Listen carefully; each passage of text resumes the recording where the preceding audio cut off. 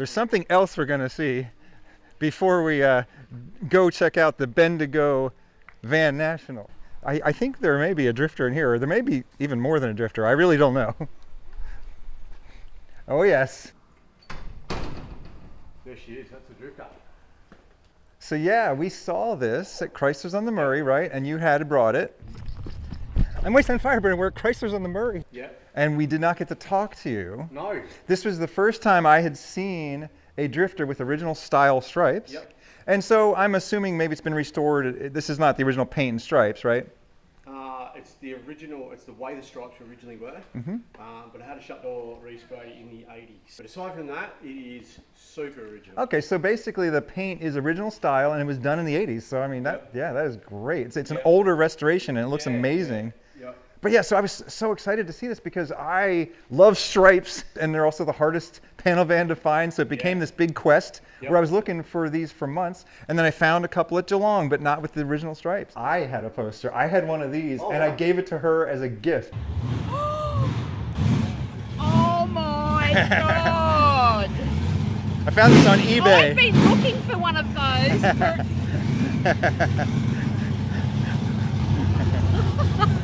Isn't that great? Yeah, right. Because like she was the first one to have a drifter that I found. Yeah. They're super rare cars. They're really low production run number cars. They only released them in 1977. Chrysler panel vans, they did 1,958 panel vans. 338 were drifters, coded as drifters.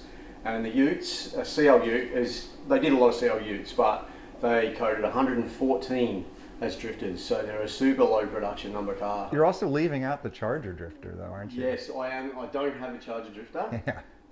Do you have a drifter ute? Yep, I do. You do have a drifter ute. Oh, this is exciting. So as you can see, you've got the orange van, you've got the drifter ute.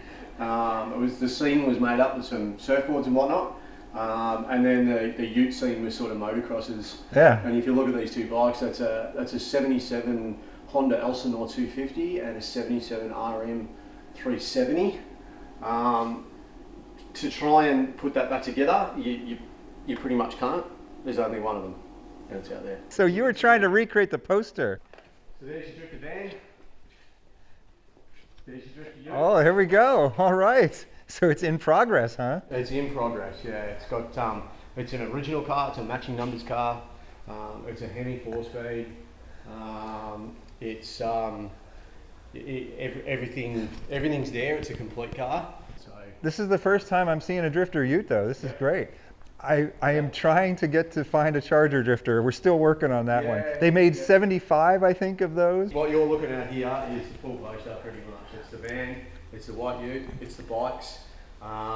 They're super low production run cars, but this collection is one of one collection. No one else has got it. And the colors match as well to the poster, don't they? Right. We've recreated the poster. Okay, well, do you have a t-shirt for your wife?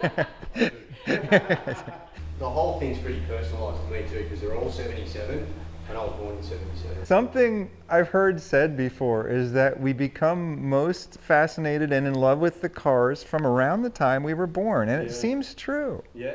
I bought the van probably about 13 years ago, and then I looked for this one for quite a while because it had to be, I wanted to do the poster.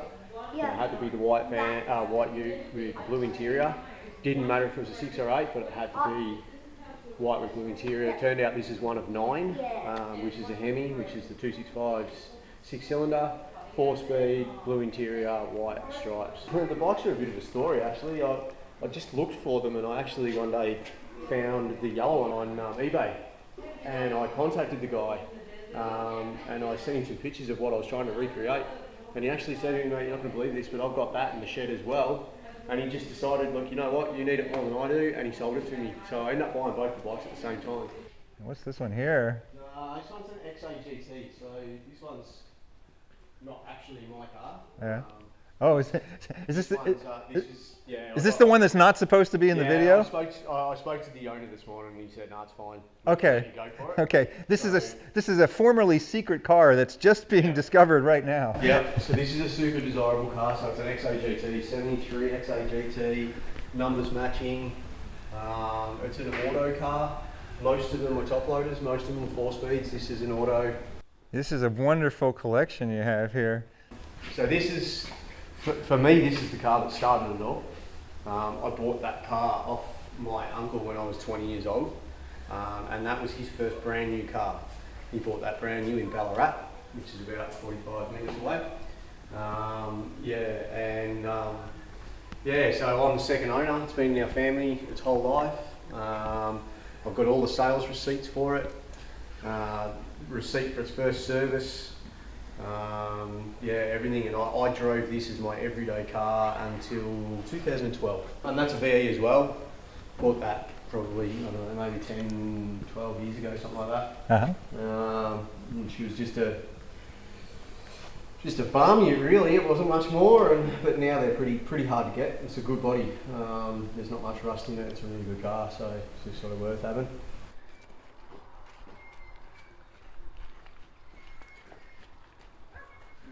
Oh, this is certainly a truck, all right. Yeah, she's a truck. This is a massive truck. Yeah, it's an F500. Hand-painted signs. Yeah, was my grandfather's truck. He bought it brand new. I've sort of inherited it. I've ended up with it. So, and this is actually going to get done pretty soon. It's not. I'm not going to restore it. I'm going to run it really patina. Yeah, I'd try to preserve this forever. I'm not touching it. It's just staying exactly the way it is. And I'm going to set it up as my own personal water karting truck. So yeah, I'll set up some tanks on the back and a pump and all that, and I'll start sort of bringing my own water in. So yeah. So how's that work? What do you need to move water around for? Because we're not on town water, we're on tank water. So Like mum and dad.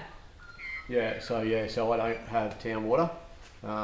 We've got tanks everywhere around, and in the summer months, you generally need to bring a bit of water in. And so where do you get the water from? So the water, it's called an upright, or so there's one not far away. It's only about a K away, so I'll set up tanks and all that, and you got to get a water carter's license. Because like in the US, it's like we almost have water like everywhere. Yeah. And I think because Australia is not as populated, it's not as dense. There's a lot of people just collect rainwater and things like that, and this is a very foreign concept to me. Yeah, 100%. Like even in rural areas. Dry country. So yeah. Yeah, you go anywhere in the US, you don't see businesses selling rainwater tanks. You go, apparently they're not allowed to. Well, yeah, in some places you're not allowed to collect rainwater because they claim it belongs to the state. So it has to drain, and then they collect it, and then they redistribute it to you through the pipes. Right, exactly. But it's like, why not be able to just collect it? Yeah. So here you have a motorbike too back here. Oh yes. When I was a kid, I did not have a motorbike like that. That is so cool. It's an electric And one. what is it? It's electric? Yeah, it's yeah. You need to come out here and then rotate because It's the missing piece of the puzzle. this is the missing piece that we are still in search of right here. The elusive Charger Drifter.